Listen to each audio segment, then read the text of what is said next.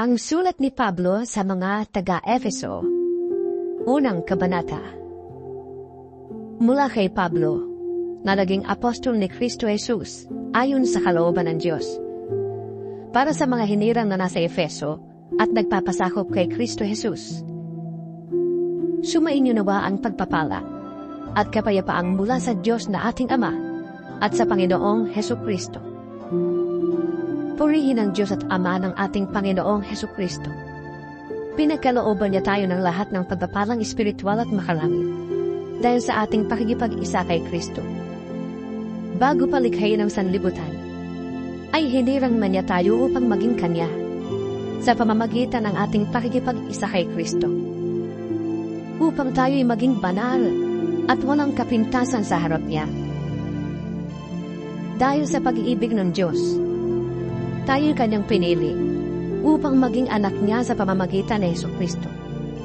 Iyan ang Kanyang layunin at kalooban.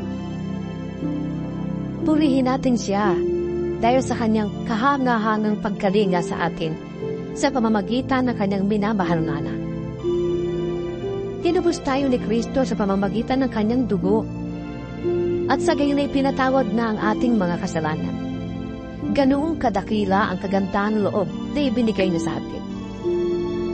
Sa pamamagitan ng Kanyang karunungan at kaalaman, ipinaunawa sa atin ng Diyos ang Kanyang lihim na layunin na isasakatuparan sa pamamagitan ni Kristo pagdating ng takdang panahon.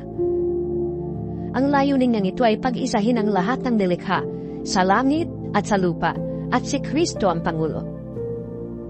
Dahil kay Kristo, kami naging bayan ng Diyos na siya nagsagawa ng lahat ng bagay ayon sa Kanyang layunin at kalooban. Kami hinirang niya noong panguna para sa Kanyang ikararangal. Kaming mga unang umasa sa Kanya. Kayo man ay naging bayan ng Diyos matapos ninyong marinig ang salita ng katotohanan, ang magandang balita na nagdudulot ng kaligtasan. Sumampalataya kayo kay Kristo, kaya't ipinagkaloob sa inyo ang Espiritu Santo na ipinangako ng Diyos bilang tatak ng pagkahirang sa inyo. Ang Espiritu ang katibayan na makakamit natin ang mga pangako ng Diyos sa atin, hanggang kamtan natin ang lubos na kaligtasan. Purihin natin ang Kanyang kadakilaan.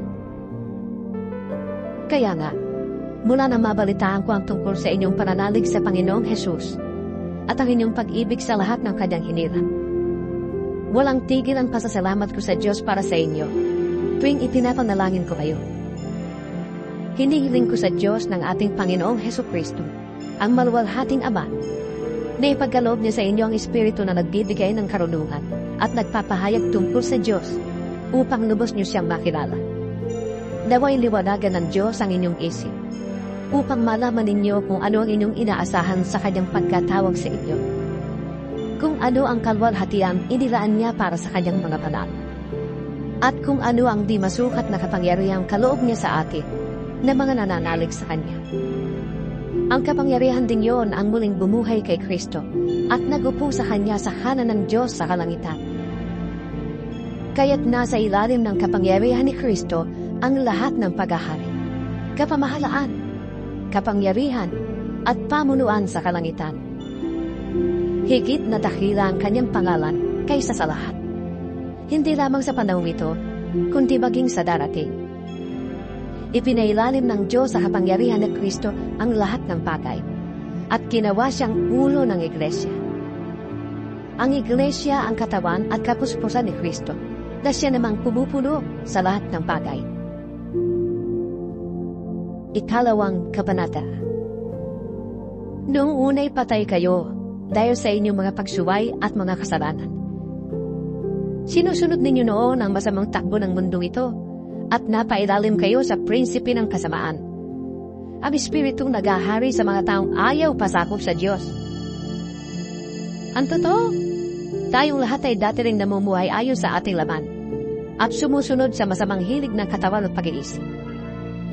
Kaya't sa ating likas na kalagayan, kabilang tayo sa mga taong kinapupuotan ng Diyos. Subalit, napakasagana ang habag ng Diyos at napakadakila ang pag-ibig niya sa atin. Tayo'y binuhay niyang kasama ni Kristo nung tayo'y mga patay pa dahil sa ating pagsuway. Naligtas nga kayo dahil sa kanyang kagandahang loob. Dahil sa ating pakikipag-isa kay Kristo Jesus, tayo'y muling binuhay na kasama niya, upang mamunong kasama niya sa kalangitan. Ginawa niya ito, upang sa darating na mga panahon ay maipakita niya ang di masukat na kasaganaan ng kanyang kagandahang loob sa pag-ibig niya sa atin, sa pamamagitan ni Kristo Jesus. Naligtas kayo dahil sa kagandahang loob ng Diyos, sa pamamagitan ng inyong pananalig. Ang kaligtasan ito'y kaloob ng Diyos at hindi mula sa inyo. Hindi ito bunga ng inyong mga gawa. Kahit walang dapat ipagmalaki ang sinuman. Siya ang gumawa kung ano tayo ngayon. At sa pamamagitan ni Kristo Jesus, tayo inilalang niya upang iukol natin ang ating buhay sa paggawa ng mabuti. Iyan ang layuning pinili ng Diyos para sa atin noong una pa man. Kaya't alalahanin ninyo ang dati ninyong kalagayan. Kayo'y ipinanganak na mga hintil at di tuli ang tawag sa inyo ng mga Hudyo. Ang mga Hudyo naman ay tinatawag ng mga tuli dahil sa ginagawa nila sa kanilang katawan. Noong panahong yon, hiwalay kayo kay Kristo. Hindi kabilang sa bayang Israel at di saklaw ng tipang nababatay sa mga pangako ng Diyos. Nooy nabubuhay kayong walang pag-asa at walang Diyos. Ngunit ngayon, dahil sa inyong pakikipag-isa kay Kristo Jesus, kayong dati malayo ay inilapit sa pamamagitan ng kanyang dugo. Pinagkasundo niya tayo. Ang mga Hudyo at ang mga hintil ay kanyang pinag-isa. Sa pamamagitan ng kanyang katawan, pinawi niya ang alitan na parang pader na naghihiwalay sa atin. Pinawalang bisa niya ang kautusang pawang mga utos at alituntunin, upang ang dalawang pangkat ay maging isang bayan na lamang at sa ganito'y maghari ang kapayapaan. Sa pamamagitan ng kanyang kamatayan sa krus, winakasan niya ang alitan ng dalawang pangkat. Pinagkasundo sila sa Diyos at pinagbuklod sa iisang katawan. Naparito nga si Kristo at ipinangaraw niya sa lahat ang magandang balita ng kapayapaan. Sa inyong mga hintil na malayo sa Diyos at sa mga Hudyo na malapit sa Kanya. Dahil kay Kristo, tayo'y kapwa nakakalapit sa Ama sa pamamagitan ng iisang Espiritu. Sa makatwid, hindi na kayo dayuhan o taga-ibang bansa, kundi kababayan na ng mga hinirang ng Diyos at kabilang sa Kanyang sambahayan. Tulad ng isang gusali, kayo'y itinayo sa pundasyong inilagay ng mga apostol at mga propeta, na ang batong panunukan ay si Kristo Jesus. Sa pamamagitan niya, ang bawat bahagi ng gusali ay nagkakaugnay-ugnay at nagiging isang templong banal ng Panginoon. Dahil din sa inyong pakikipag-isa sa Kanya, kayo man ay kasama nilang naging bahagi ng tahanan ng Diyos sa pamamagitan ng Espiritu. Ikatlong kabanata. Kaya nga akong si Pablo ay naging bilanggo, dahil kay Kristo Jesus alang-alang sa inyong mga hintil. Marahil ay nabalitaan na ninyo, na dahil sa kagandahang loob ng Diyos ay pinagkatiwalaan niya ako ng tungkulin ito para sa inyong ikabubuti. Ipinahayag sa akin ng Diyos ang kanyang lihim na plano. Maikli lamang ang naisulat ko sa inyo tungkol dito, at habang binabasa ninyo ito, malalaman ninyo kung ano ang pagkaunawa ko sa lihim tungkol kay Kristo. Ito'y hindi ipinaalam sa mga tao noong mga nakaraang panahon.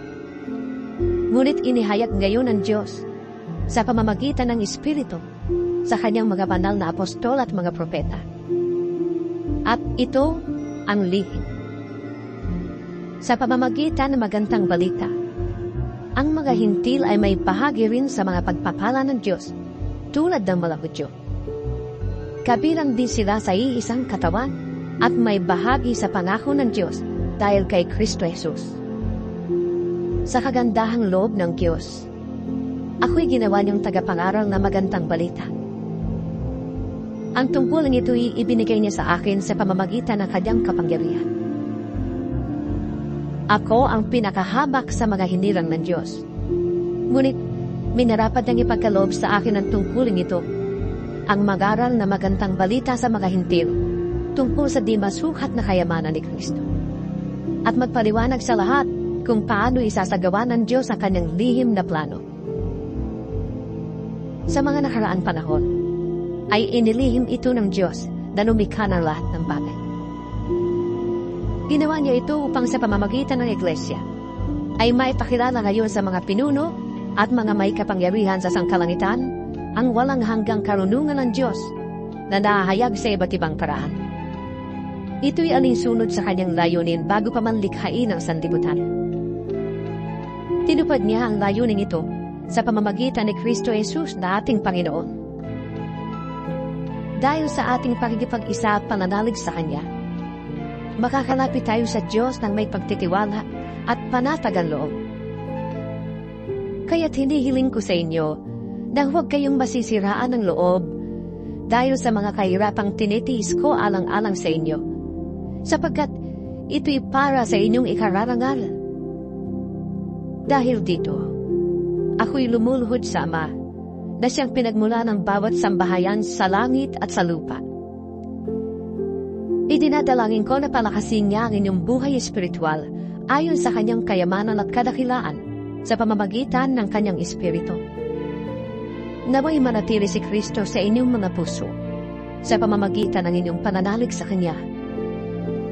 Dalangin ko na ang lahat ng inyong gawain ay nag-uugat sa pag-ibig upang maunawaan ninyo kasama ng mga hinirang ng Diyos kung gaano kalawak, kahaba, kataas, at kalalim ang Kanyang pag-ibig. At naway malaman ninyo ang pag-ibig ni Kristo na hindi kayang abutin ang pag-iisip upang kayo'y lubos na matulad sa Diyos. Sa Kanya na makakagawa ng higit pa kaysa maaari nating hilingin at isipin.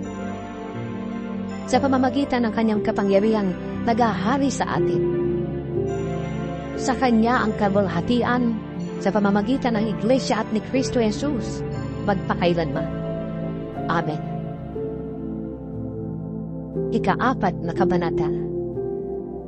Kaya't ako na isang bilanggo dahil sa Panginoon, ay nakikiusap sa inyo na mamuhay kayo gaya ng nararapat sa mga tinawag ng Diyos. Kayo'y maging mapagpakumbaba, malumanay at matyaga. Magmahalan kayo at magpasensya sa isa't isa. Sikapin ninyong mapanatili ang pagkakaisa na kaloob ng Espiritu sa pamamagitan ng pamumuhay sa kapayapaan bilang magkakapatid. Iisa lamang ang katawan. Iisa rin ang Espiritu. Tayo ay tinawag din sa iisang pag-asa. Tayo ay may iisang Panginoon lamang. Iisang pananampalataya at iisang bautismo. Iisang Diyos at Ama nating lahat. Siya ay higit sa lahat. Kumikilos sa lahat at nananatili sa lahat. Ang bawat isa sa atin nakatanggap ng tanging kaloob ayon sa sukat na ibinigay ni Kristo. Ganito ang sinasabi ng kasulatan. Nang umakyat siya sa kalangitan, nagdala siya ng maraming bihag at nagbigay ng mga kaloob sa mga tao. Ano ang ibig sabihin ng umakyat siya? Ang ibig sabihin niya na bumaba muna siya sa lupa. Ang bumaba ay siya rin namang umakyat sa kataas-taasan ng kalangitan upang mapuno ng kanyang presensya ang lahat ng lilikha. At binigyan niya ang ilan ng kaloob upang maging mga apostol. Ang iba na may mga propeta, ang iba ay ibanghilista, at ang iba ay pastor at guro. Ginawa niya ito upang ihanda sa paglilingkod ang lahat ng hinirang para sa ikatitibay ng kanyang iglesia hanggang makamtan natin ang iisang pananampalataya at pagkakilala sa anak ng Diyos at maging ganap ang ating pagkatao ayon sa pagiging ganap ni Kristo. Hindi na tayo magiging tulad sa mga batang madaling matangay ng sabi-sabing aral. Hindi na tayo maililigaw ng mga taong ang hanat ay dalhin tayo sa kamalian sa pamamagitan ng kanilang katusuhan at pandilinlang. Sa halip, sa pamamagitan ng pagsasalita ng katotohanan sa diwa ng pag-ibig, tayo'y dapat na maging lubos na katulad ni Kristo na siyang ulo nating lahat. Sa pamamagitan niya, ang mga bahaging pinag-ugnay-ugnay ng kasukasuan ay magiging isang katawan. At kung maayos na gumaganap ng tungkulin ng bawat bahagi, ang buong katawan ay lalaki at lalakas sa pamamagitan ng pag-ibig. Sa ngalan ng Panginoon, ito ang sinasabi ko sa inyo. Huwag na kayong mamuhay na gaya ng mga walang pananampalataya sa Diyos. Walang kabuluhan ang kanilang iniisip at wala silang pangunawa. Dahil sa kanilang kamangmangan at katigasan ng ulo, wala silang bahagi sa buhay na kaloob ng Diyos. Sila'y naging alipin ng kahalayan at wala ng kahihiyan, konti man lang. Wala silang inaatupak kundi pawang kalaswaan. Hindi ganyan ang natutuhan ninyo tungkol kay Kristo.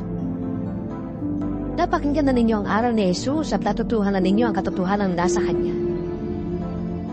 Iwanan ninyo ang dating pamumuhay. Hubarin na ninyo ang inyong dating pagkatao na napapahamak dahil sa masasamang nasa. Magbago na kayo ng diwa at pag-iisip. At ang dapat na isuot ninyo'y ang bagong pagkatao na nilikhang kalarawan ng Diyos at naahayag sa matuwid at banal na pamumuhay ayon sa katotohanan. Dahil dito, itakwil na natin ang pagsisinungaling at tayong lahat ay magsabi ng totoo sa isa't isa sapagkat tayo'y bahagi ng iisang katawan. Kung magagalit man kayo, iwasan ninyo ang kayo'y magkasala. Huwag ninyong patagalin ang inyong galit. Huwag ninyong bigyan ng pagkakataon ng dyablo. Ang magnanakaw ay huwag nang magnakaw. Sa halip, maghanap siya ng marangal na ikabubuhay para makatulong sa mga nangangailangan. Huwag kayong gumamit ng masasamang salita. Lagi ninyong sikapin na ang pangungusap ninyo'y makakabuti at angkop sa pagkakataon upang pakinabangan ng mga makakarinig.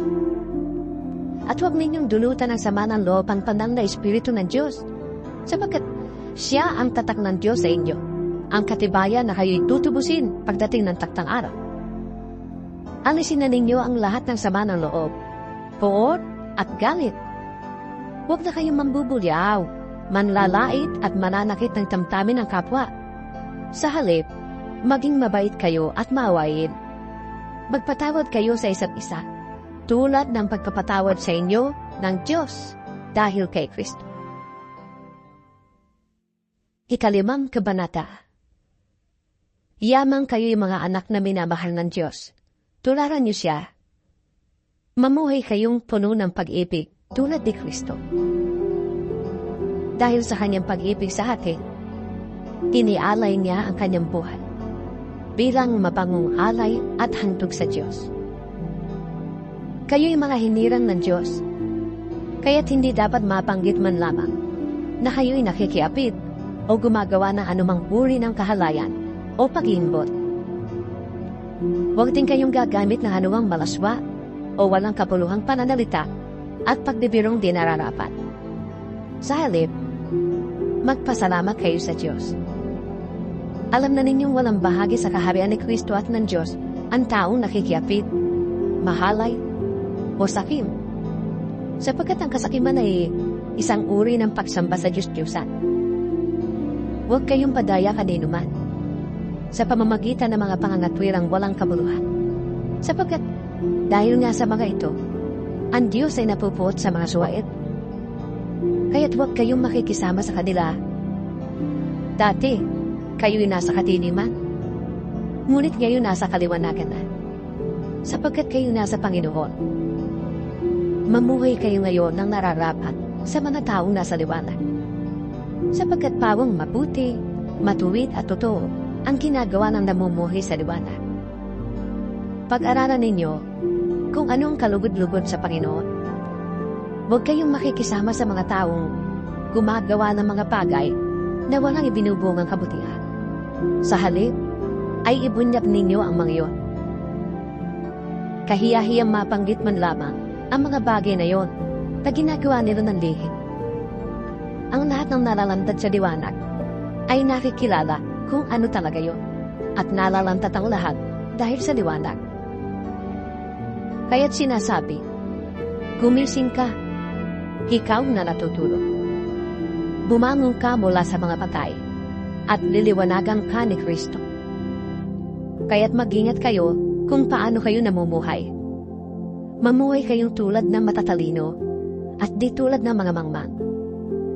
Samantalahin ninyo ang bawat pagkakataon na kayo makagawa ng mabuti, sapagkat punong-puno ng kasamaan ang daigdig ngayon. Huwag kayong maging hangal.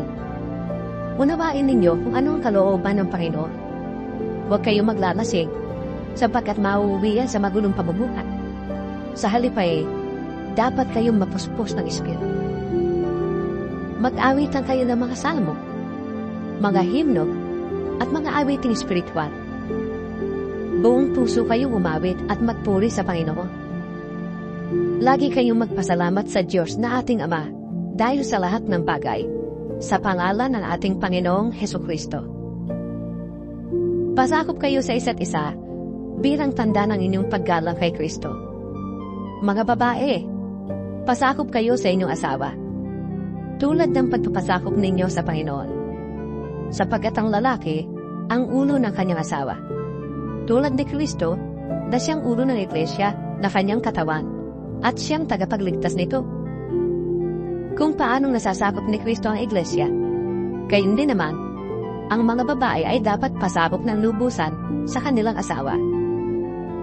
Mga lalaki, ibigin ninyo ang inyong asawa, na gaya ng pag-ibig ni Kristo sa Iglesia.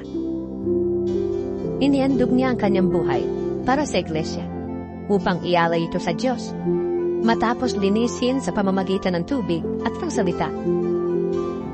Ginawa niya ito upang ang Iglesia ay maiharap niya sa kanyang sarili na maganda, banal, walang kapintasan, batik, o hulubot man. Gayon din naman, dapat mahalin ng mga lalaki ang kanilang asawa tulad ng sarili nilang katawan. Ang lalaki nagmamahal sa kanyang asawa ay nagmamahal sa kanyang sarili. Walang taong namumuhi sa sarili niyang katawan. Sa halip, ito'y pinapakain at inaalagaan, tulad ng ginagawa ni Kristo sa Iglesia. Tayo nga'y mga bahagi ng kanyang katawan, gaya ng sinasabi sa kasulatan. Iiwan ng lalaki ang kanyang ama't ina, at magsasama sila ng kanyang asawa, at sila'y magiging isa. Isang malalim na katotohanan ang inihahayag nito. At para sa akin, ang tinutukoy nito ay ang kaugnayan ni Kristo sa Iglesia. Kaya't kayong mga lalaki, mahalin ninyo ang inyong asawa gaya ng inyong sarili. Mga babae, igalang naman ninyo ang inyong asawa. Ika-6 na kabanata. Mga anak, sundin ninyo ang inyong mga magulang, alang-alang sa Panginoon, sapagkat ito ang nararapat. Igalang mo ang iyong ama at ina. Ito ang unang utos na may kalakip na pangako. Ikaw ay giginhawa at hahaba ang iyong buhay sa lupa. Mga magulang, huwag ninyong itulak na magalis sa inyo ang inyong mga anak. Sa halip, panakihin sila ayon sa disiplina at turo ng Panginoon. Mga alipin, sundin ninyo ang inyong mga amo dito sa lupa ng may buong paggalang, takot at katapatan, na parang si Kristo ang inyong pinaglilingkuran. Gawin ninyo yan, may nakakakita man o wala, hindi upang mapuri ng mga tao, kundi dahil sa kayo'y mga lingkod ni Kristo at kusang loob na sumusunod sa kalooban ng Diyos. Maglingkod kayo ng masaya ang kalooban, na parang sa Panginoon kayo naglilingkod at hindi sa tao. Sapagkat alam ninyong gagantimpalaan ng Panginoon ang bawat mabuting gawa ni naman, maging alipin o malaya. Mga amo, maging mabuti kayo sa inyong mga alipin, at huwag silang pagbabantaan. Huwag ninyong kalilimutan na kayo'y parehong alipin ng iisang Panginoon na nasa langit, at hindi nagtatangi kanino man. Bilang pagbawakas, magpakatibay kayo sa lakas na galing sa Panginoon at sa kanyang dakilang kapangyarihan. Gamitin ninyo ang lahat ng tagamitan at sandatang kaloob ng Diyos upang mapaglabanan ninyo ang mga pakanan ng dyablo. Sapagkat hindi sa tao tayo nakikipaglaban, kundi sa mga pinuno, mga may kapangyarihan, at sa mga tagapamahala ng kadilimang umiiral sa sanlibutan ito, ang mga hukbong espiritual ng kasamahan sa iyong papablik. Kaya't isuot ninyo ang kasuotang pandigma na mula sa Diyos. Sa gayon, makakalaban kayo kapag dumating ang masamang araw na sumalakay ang kaaway, upang pagkatapos ng labanan, ay matatag pa rin kayong nakatayo. Kaya't maging handa kayo. Ibigti sa inyong baywang ang pabigtis ng katotohanan, at itakip sa dibdib ang panangga ng pagkamatuwid.